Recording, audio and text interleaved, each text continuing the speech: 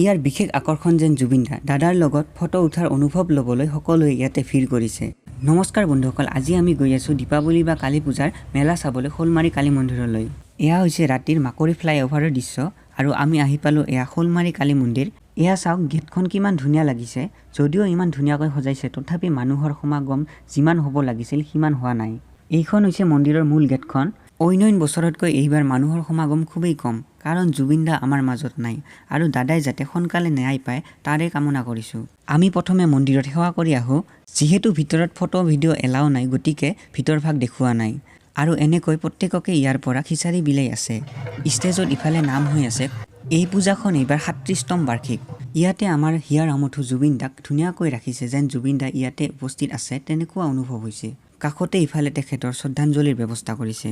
ইফালে লটাৰী দোকানতো জুবিন দাক ৰাখিছে। কোনোৱে যেন তেওঁ ইমান সোনকালে আমাৰ মাজৰ পৰা গুচি যোৱাটো বিচৰা নাই আৰু মানিও ল'ব পৰা নাই।